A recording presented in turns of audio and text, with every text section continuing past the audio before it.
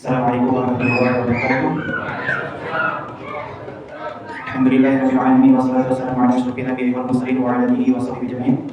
Alhamdulillah, puji syukur atas kehadiran Allah Subhanahu wa taala.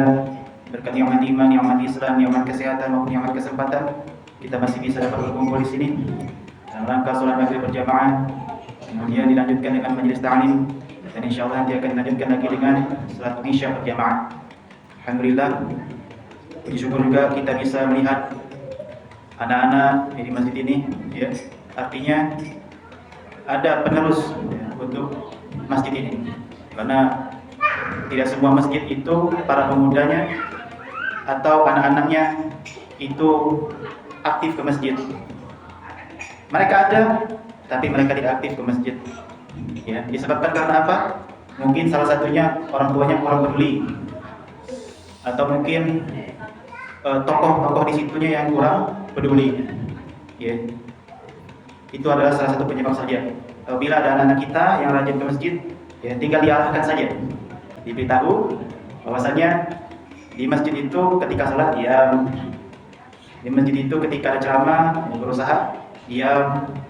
Kalau tidak bisa diam, ya silahkan keluar, tidak apa-apa, main di luar. Tapi jangan main di masjid. Karena sudah pernah saya sampaikan di sini bahwasanya jangan sampai ada yang terzolimi.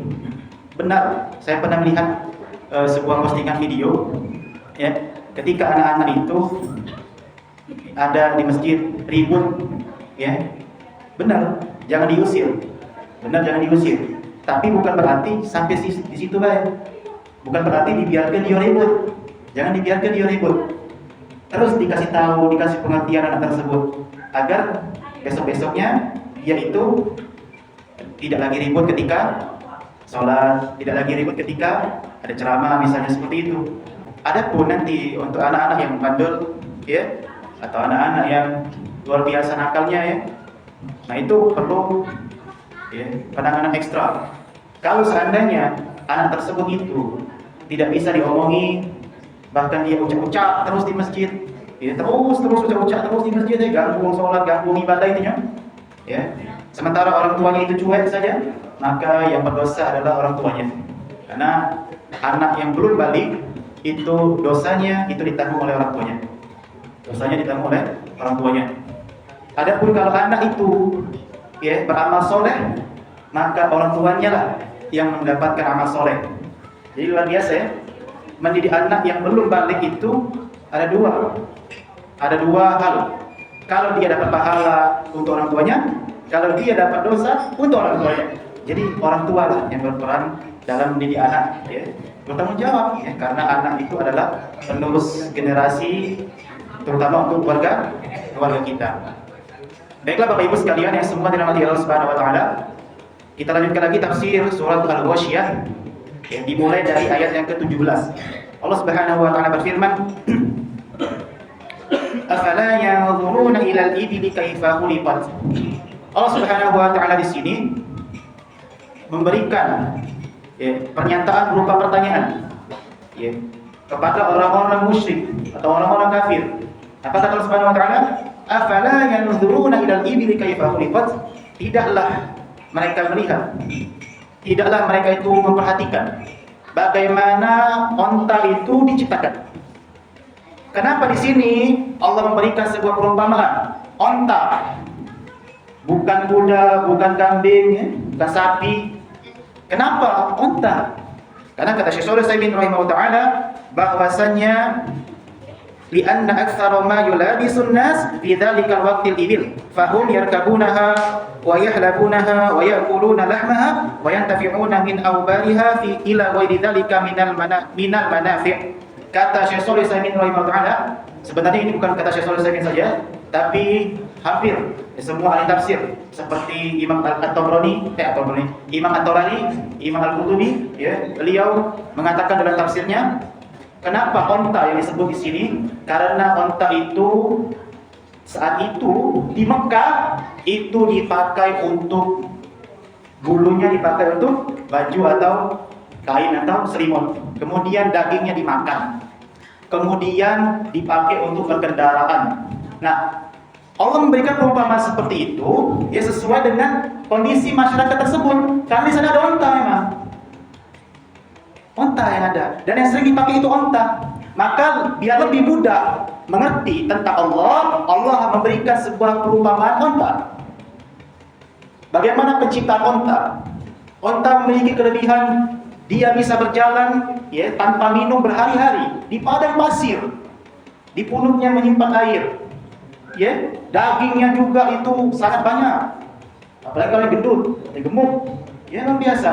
Bisa dipakai untuk bulunya dipakai untuk dibuat selimut, ya dagingnya dimakan untuk berkendaraan, ya dan lain sebagainya. Onta. Jadi Allah memberikan sebuah perumpamaan sesuai dengan kaumnya. Kenapa Nabi Musa itu diberikan mukjizat oleh Allah Subhanahu wa taala, tongkatnya bisa berubah menjadi ular? Karena pada saat itu ya, sihir yang sangat populer di zaman itu. Di zamannya Nabi Musa, sihir itu paling populer. Makanya Allah memberikan mukjizat kepada Nabi Musa, tongkatnya berubah menjadi ular. Kenapa Allah Subhanahu wa taala itu memberikan mukjizat kepada Nabi Muhammad SAW berupa Al-Qur'an? Karena pada saat itu orang-orang Quraisy itu mereka paham bahasa Arab, hebat, bisa bersyair. Makanya Allah berikan mukjizat kepada Nabi Muhammad Al-Quran. Karena mereka itu ahli bahasa Arab. Ya, jadi Allah itu memberikan mukjizat kepada nabi-nabi ya untuk kaumnya sesuai dengan keadaan kaumnya. Kemudian Allah Subhanahu wa taala berfirman, "Wa ilas samaa'i kaifa rufi'at." Dan langit, ya, bagaimana langit itu ditinggikan. Yani yanzuruna ilas samaa'i kaifa rufi'at bi ya, terima kasih. Kaifa rufi'at fiha minan nujumi wasyamsi wal qamari wa ghairi hadza minal ayatil 'azimah allati lam yatabayyan katsirun minha ilal an. Jadi Allah memberikan sebuah perumpamaan bagaimana langit ditinggikan, kemudian langit tersebut tidak ada tiang, bisa tinggi, bisa berdiri kokoh tapi tidak ada tiang. Kemudian di langit tersebut ada bintang juga, ada kemudian matahari, ada kemudian bulan, ya, ada kemudian awan ataupun meteor ataupun komet ataupun yang lainnya, tata surya misalnya, galaksi Bima Sakti, galaksi ini, galaksi itu, planet Uranus, Neptunus, Merkurius, Venus, kemudian Pluto, kemudian Mars, kemudian apa lagi? Jupiter, semua itu adalah salah satu ciptaan Allah. Agar kita itu berpikir apa yang Allah ciptakan itu benar-benar ada dan berpikir bahwasannya Allah itu ada. Buktinya dengan ciptaannya. Seperti itu. Kemudian Allah Subhanahu wa taala berfirman lagi, "Wa ilal jibali kaifa nusibat." Dan bagaimana gunung itu ditegakkan. Ya, bagaimana gunung itu ditegakkan ya. Gunung-gunung itu terbuat dari kumpulan-kumpulan batu, ya, kumpulan-kumpulan batu ya, sehingga dia menjadi gunung, ya. Kemudian gunung tersebut itu berfungsi sebagai pasak, ya. Sebagai paku supaya bumi ini tidak bergetar. Makanya kalau gunung itu meletus atau gunung itu bergetar, bumi ini ikut bergetar karena pakunya goyang.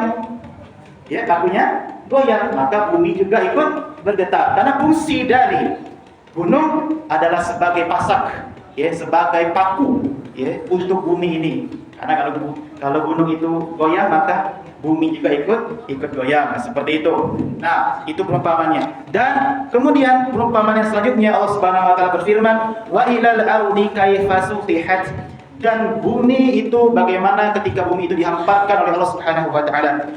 "Wanzuru kaifa sataha Allahu hadhil arda al-wasi'ah." Ya, waj'alaha satahan wasi'an la yatamakkana an-nasu min al-'ash fihi bizira'ati wal bina'i wa ghairi hadza. Jadi kata Allah Subhanahu wa taala kemudian ditafsirkan lagi oleh Syekh Shalih Al-Utsaimin rahimahullah taala bahwasannya maksud dari bumi itu dihamparkan adalah lihatlah bagaimana bumi itu dihamparkan secara luas.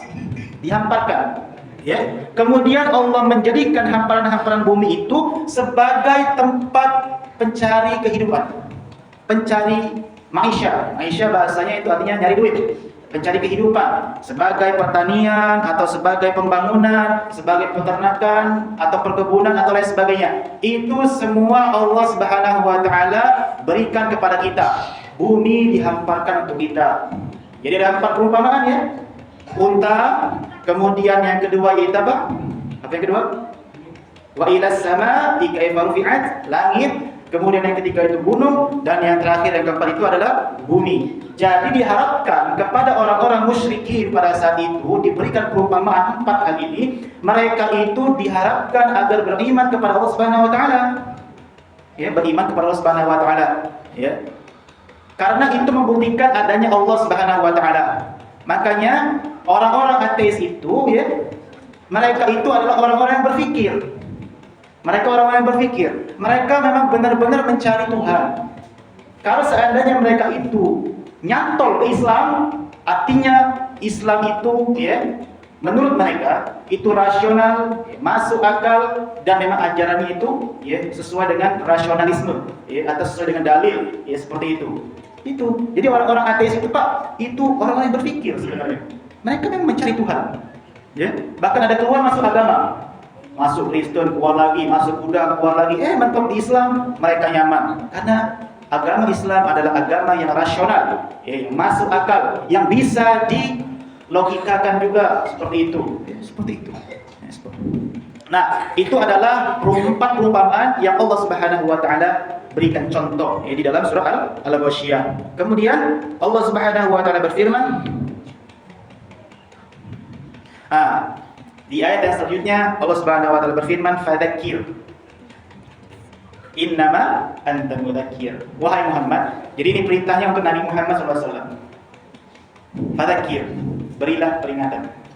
Karena sesungguhnya engkau itu adalah orang yang aku wajibkan untuk memberi peringatan. Engkau itu adalah orang yang aku beri risalah Al-Quran untuk engkau sampaikan kepada umatmu. Ya, Al-Quran turun di mana? Ada yang tahu? Di mana Al-Quran itu turun? Al-Quran itu turun di Mekah. Lebih tepatnya di mana? Iya, di Gua Hira. Ya, jangan sampai tidak tahu, ya. Al-Quran itu turun di Gua Hira. Turun di Gua Hira. Ayat yang pertama turun Al-Alaq 1-5. Ya. Kemudian ayat yang kedua surah Al-Mudaththir, ya, ayat 1-7. Itu surat yang kedua atau ayat yang kedua yang turun. Ya. Jangan sampai tidak tahu, ya. Malu. Ya, kita harus tahu tentang Islam dan tentang dasar-dasar Islam, rukun iman, rukun ihsan. Kemudian Al-Quran harus tahu berapa juz, berapa surat, berapa ayat. Ayat memang berbeda nanti pendapatnya. Ada yang mengatakan 6.500, ada yang mengatakan 6.666, ada yang mengatakan 6.400 sekian, dan sebagainya. Ya, itu ada perbedaan pendapatnya. Ya, nanti bisa dipilih pendapatnya. Kalau saya pribadi, ya, lebih condong kepada ayat, ya, 6.500, 6.500. Ada yang mengatakan 6.666, ada yang mengatakan 6.000. Ya, semua ada alasannya, ya. Karena ulama di situ berbeda pendapat. Pak harus tahu juga, harus tahu, ya, tentang nama-nama keluarga Nabi, ya. Paman Nabi ada berapa, istri Nabi ada berapa, istri Nabi yang pandai buat sup itu siapa? Siapa? Istri Nabi yang pandai buat sup. Siapa? Saudah, bukan Aisyah. Saudah. Jadi istri Nabi yang pandai buat sup itu Saudah. Istri Nabi yang paling cantik itu adalah Aisyah. Yang cantik, yang paling muda itu Aisyah. Ya, itu. Istri Nabi yang paling kaya? Khadijah. Ya, Khadijah, ya. Seperti itu. Nah, terus tahu. Anak-anak Nabi juga harus tahu ada 7 anak Nabi, 4 laki-laki. Laki-laki 4 atau 3? 3. Siapa, Bet? Laki-laki? Abdullah, Ibrahim, Qasim. Ya, betul sekali. Yang ceweknya? Zainab, terus? Rubaya, terus? Fatimah, terus lagi? Iya, Ummu Kulsum, ya. Nah, itu ada 4 cewek, 3 cowok. Jadi 7. Dan semua laki-lakinya mati atau meninggal sebelum balik, ya. Yang tersisa dan hanyalah 4 perempuan dari anak Nabi Muhammad SAW.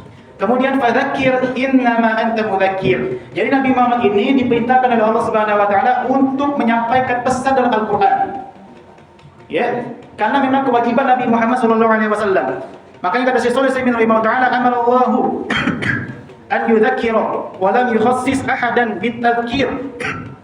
Allah itu memerintahkan untuk menyampaikan pesan itu bukan untuk khusus kelompok kamu saja Muhammad atau kaum kamu saja, bukan. Tapi pesan yang harus disampaikan ini untuk seluruh dunia. Untuk seluruh dunia. Karena nabi-nabi sebelumnya itu mereka berdakwah hanya khusus untuk kaumnya saja. Nabi Lut untuk kaum Sodom, Nabi Musa untuk kaum Yahudi, Nabi Isa untuk kaum Yahudi juga, ya seperti itu. Bani Israel kan seperti itu, ya. Nabi Nuh untuk kaumnya, tapi untuk Nabi Muhammad tidak cukup hanya untuk kaumnya saja, tapi untuk seluruh dunia. Ya, untuk seluruh dunia. Kata Syekh Shalih Al-Utsaimin, "Dzakir fulan wa fulan, lam yakun dzakir fulan wa fulan." Tidak boleh kita itu mengingatkan hanya untuk fulan dan fulan saja, tidak boleh, ya. Fatadzkiru amum, ingatkanlah untuk umum, orang-orang umum, ya, seperti itu. Di anna Rasulullah sallallahu alaihi wasallam wa ala alihi sallallahu alaihi wasallam bu'itsa ilan nasi kaffa. Karena Rasulullah SAW itu diutus untuk seluruh umat, seluruh umat di dunia ini. Ya, seperti itu. Maka itulah utama Nabi kita Muhammad SAW. Memang nanti Nabi Muhammad itu, ya, hanya berdakwah, ya, di Mekah dan Madinah, kemudian di Taif, kemudian nanti berperang melawan Romawi, hanya beberapa saja, ya, dengan Romawi, dengan Najasyi di Ethiopia sana. Ethiopia di mana, Pak? Hah? Afrika. Dulu namanya apa? Sebelum Ethiopia, Habasyah. Dulu namanya Habasyah. Ethiopia sekarang, Afrika, salah satu negara yang miskin, ya, di dunia. Ya, Romawi, kemudian ke Ethiopia, kemudian ke Raja Persia, dakwah. Nah, itu salah satu ya, kewajiban Nabi Muhammad SAW untuk seluruh umat. Nanti zamannya Abu Bakar, dilanjutkan lagi zamannya Umar, dilanjutkan lagi sampai sahabat-sahabat Nabi, sahabat tabi'in, kemudian sampai ke Imam Syafi'i, sampai ke para ulama yang lainnya. Seluruh dunia menyebar. Itu sudah sunnatullahnya, sudah ketetapan dari Allah Subhanahu wa taala, ya, bahwasanya Islam itu akan menyebar nanti ke seluruh dunia. Seperti itu. Makanya, ya, di sini pelajaran yang dapat kita sampaikan adalah bahwasanya kita itu, ya, diwajibkan juga sebagai, ya, umat muslim untuk saling menasihati dalam kebaikan. Ya, wa tawassaw bil haqqi wa tawassaw bis sabr. Ya, saling menasihati dalam kebenaran dan saling menasihati dalam kesabaran. Kalau memang dia itu teman kita sejati, kalau memang dia itu sahabat kita sejati, maka kalau benar-benar sahabat sejati, dia akan menasihati kita. Kalau kita salah, kalau benar-benar kawan. Jadi yang namanya kawan itu, ya, menasihati, ngomong juga. Itulah kawan sejati. Membantu ketika sulit, ya, senang sama-sama, sulit sama-sama, ya, ada yang salah diperbaiki. Itu kawan sejati itu. Jadi kawan sejati itu bukan membiarkan dia salah, bukan.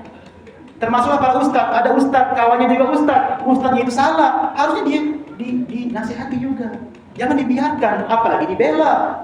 Tidak boleh, haram membela keburukan atau kesalahan, ya, tidak boleh. Jadi walaupun kita ustadz misalnya, punya teman lagi ustadz, kawan kita salah, tetap katakan salah dan nasihati dengan cara yang baik. Masa dia tidak mau menerima, ya itu urusan. Iya, makanya di ayat selanjutnya Allah mengatakan lasta alaihim bimusaitir. Engkau itu Muhammad tidak punya wewenang, tidak punya kewajiban untuk memaksa mereka. Tugasmu hanya menyampaikan dan tidak boleh memaksa. Lasta alaihim bimusaitir. Nah itu, ya, jadi Nabi Muhammad tidak pernah memaksa, Pak. Nabi Muhammad tidak pernah memaksa. Nabi Muhammad itu disakiti, tapi tidak mau membalas. Kecuali kalau agama Islam yang dijelek-jelekkan, baru Nabi Muhammad marah. Tapi kalau untuk dirinya sendiri, Nabi Muhammad tidak pernah marah. Ya, seperti di Taif, ya, dilempari batu sampai berdarah-darah Nabi kita Muhammad SAW. Nabi Muhammad tidak mau membalas. Ya. Masih berharap bahwasanya, ya, semoga ada orang-orang yang mau beriman kepada Allah Subhanahu Wa Taala di Taif. Ya, sekarang ini umroh plus Taif, ya, 9 hari, ya, seperti itu. Jadi Taif itu jadi bukan hanya sebagai jalan-jalan, tapi dijadikan pelajaran juga. Di sini ada cerita, jadi harus tahu ceritanya. Jangan sampai kita itu pergi ke Taif, ya, tidak tahu ceritanya. Nah, ya, jadi harus tahu cerita itu. Ada sejarahnya di situ. Ya, Nabi kita Muhammad dilempari batu oleh Taif.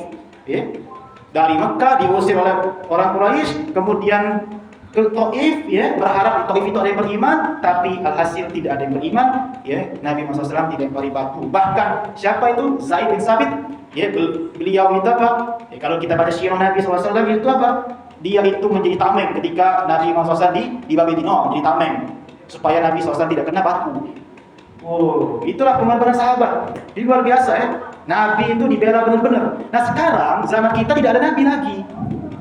Jadi bagaimana cara kita membela Nabi? Ya, jalankan sunnah Nabi. Jalankan sunnah-sunnah Nabi, makan pakai tangan kanan, kemudian berjenggot, kemudian pergi ke masjid, sholat berjamaah, kemudian saling menasihati dalam kebenaran dan kebaikan atau kesabaran, kemudian mengurus rumah tangga dengan baik, ya, menjadi pemimpin yang adil, menjadi orang tua yang soleh dan soleha. Ya, itu sunnah-sunnah Nabi, dan itu cara membela Nabi zaman sekarang. Nabi kita nggak ada lagi. Ya, jadi berusahalah untuk membela Islam.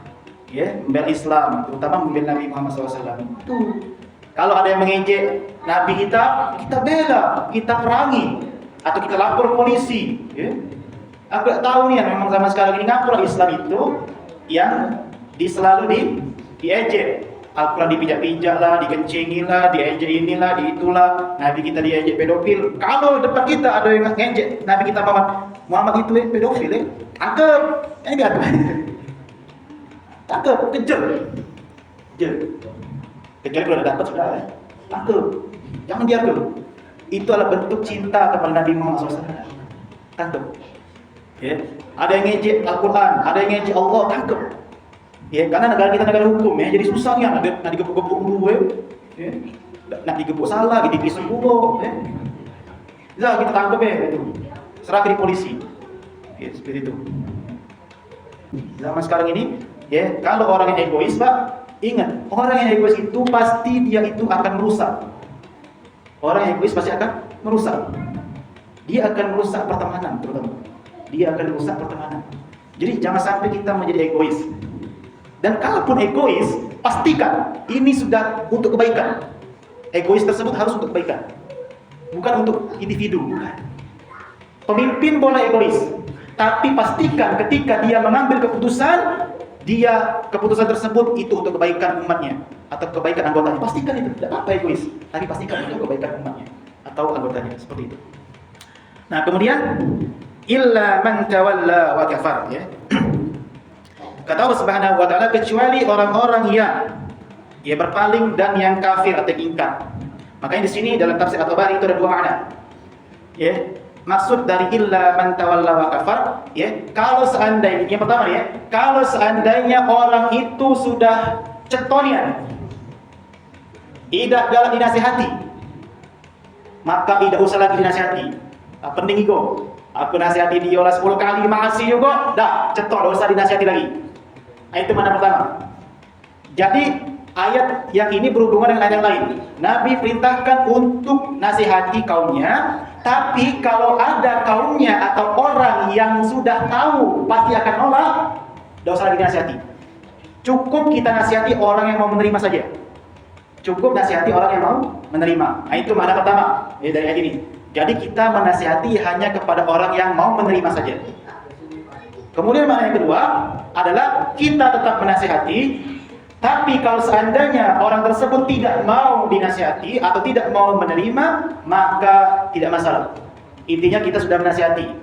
Jadi yang pendapat yang kedua nih dalam tafsir At-Tabari, itu sangat baik sekali orang tersebut. Baik sekali orang tersebut Nah, tinggal kita memilih. Sesuaikan kondisi saja. Kalau seandainya kawan kita itu lagi dinasihati, lah tahu tekak bantah, sudah lebih baik gak usah dinasihati. Kita lihat kondisinya masing-masing. Apalagi lagi buntu, Pak. Kalau lagi buntu tuh sudah susah nasihati lagi buntu. Yang dipikirkan itu cak dapat duit. Nah, kecuali kalau kita kasih duit. Nah, kawan duit bela untuk ngopi 100.000. Nah, lalu dia mungkin gak dengerin kita. Kalau lagi buntu tuh, Pak, dah susah nih ya. Dengan nasihat susah, nonton Indonesia menang pun tak baca itu, susah pokoknya kalau buntu tuh. Pikir-pikir terus. Itulah penyakit laki-laki seperti itu 5 huruf penyakit laki-laki. B-U-N-T-U, buntu. Fayu'adzibuhullahul 'adzabal akbar. Maka orang-orang yang menolak nasihat tadi, kata Allah Subhanahu wa taala, dia akan diazab oleh Allah Subhanahu wa taala dengan azab yang sangat pedih, atau hukuman yang sangat pedih sesuai dengan kapasitas dosanya masing-masing. Dosanya masing-masing. Ada orang itu yang dihukum oleh Allah langsung di dunia dosanya. Seperti durhaka kepada orang tua, itu langsung di dunia langsung dihukum. Dan di akhirat pun dapat. Ya, jadi double itu orang yang durhaka sama orang tua itu double nian, dia itu akan mendapatkan hukuman di dunia ataupun di akhirat, double. Ya, apalagi Pak? Ada 3 dulu. Siapa ingat? Lupa Pak. Jadi salah satu dosa yang dihukum oleh Allah di dunia, durhaka kepada orang tua. Nah, jadi Allah itu menghukum sesuai dengan kapasitas dosanya masing-masing. Ya. Nah, kemudian Allah Subhanahu wa taala berfirman lagi, "Inna ilaina iyabahum." Kata Allah, sesungguhnya kepada kamilah akan kembali, mereka itu akan kembali. "Tsumma inna alaina hisabahum." Dan kepada kami jugalah mereka akan kami hisab. Mereka akan kami hitung. Semua amal ibadahnya kami akan hitung. Ya. Jadi Bapak Ibu sekalian yang semua dirahmati Allah Subhanahu wa taala, ayat yang berbunyi inna ilaina iyabahum thumma inna alaina hisabahum, maka itu mempunyai 2 kaifiatil hisab. Ada 2 kelompok, ada 2 cara penghisapan Allah Subhanahu wa taala di akhirat nanti. Jadi orang-orang mukmin itu punya keistimewaan. Dosa-dosa itu diampunkan. Ya, walaupun dia nanti masuk neraka, ada secuil iman dalam diri dia, akan Allah ambil dari neraka tersebut, Allah masukkan surga. Tapi Allah azab dulu di neraka tapi itulah luar biasa Allah tuh Maha Pengampun ya. Subhanallah, masya Allah. Yes. Jadi untuk orang-orang ini seperti itu Pak. Ya, sudah kita. Dosa-dosamu di dunia sudah ampunkan. Jadi ada beberapa nanti orang mukmin, ada orang mukmin yang langsung masuk surga, ada orang mukmin yang dihisab juga dimasukkan ke dalam neraka dulu. Ya, seperti itu. Dan ada pun untuk orang-orang kafir, ya. Kata Syekh Shalih Al-Utsaimin rahimahullah taala, bahwasanya beliau menukilkan surat Hud ayat yang ke-18, haula'il ladzina kadzabu ala rabbihim ala la'natullahi 'alal zalimin. Kata Allah Subhanahu wa taala, inilah orang-orang yang mendustakan Rabb mereka. Ala la'natullahi 'alal zalimin. Sungguh laknat Allah atas orang-orang zalim. Allah akan laknat mereka di hari kiamat nanti, khusus untuk orang-orang kafir dan termasuk juga orang-orang munafik. Orang munafik itu ya mengaku beriman tapi dia ecak-ecak beriman. Ya. Ecak-ecak lah ya beriman tuh. Ngomongnya baik ya. Ngomongnya beriman tapi ecak-ecak beriman. Aku cinta Allah tapi ya dalam hati dia tidak mau cinta Allah. Itu orang-orang munafik. Nanti semua akan dibuka oleh Allah apa yang telah kita lakukan. Semuanya akan dibuka oleh Allah Subhanahu wa taala dan akan dihisab. Itu. Jadi ada 2 ya tadi ya. Orang mukmin dan orang kafir. Kalau orang kafir dan munafik cetok masuk neraka, tidak pacak lagi dia kembali ke surga. Kalau orang mukmin dia akan masuk surga walaupun dia mempunyai secuil iman. Nah, itulah selesai kita tafsir surat Al-Ghasyiyah. Apakah ada pertanyaan sampai sini?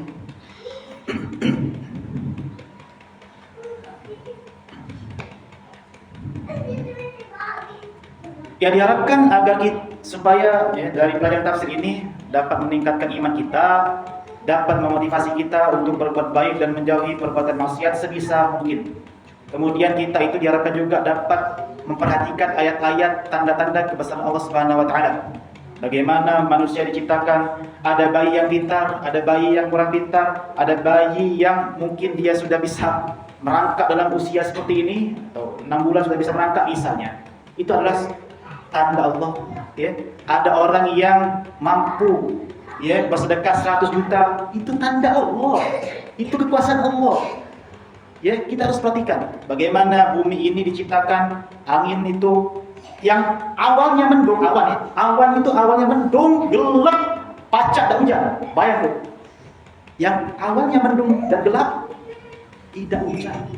Nah, di situ kita itu dituntut untuk memperhatikan supaya kita itu banyak-banyak bersyukur, supaya kita itu bertafakur memikirkan keesaan Allah Subhanahu wa taala, dan semakin kita memikirkan Allah, semakin kita beriman dan semakin tambah iman kita dan semakin kita takut kepada Allah. Semakin takut, kalau orang sudah takut kepada Allah, dia akan berusaha mentaati Allah dan menjauhi larangan Allah Subhanahu wa taala. Mungkin ini saja yang dapat saya sampaikan. Semoga bermanfaat. Kita insyaallah lanjutkan lagi ke surat yang baru, yaitu surat Al-Fajr di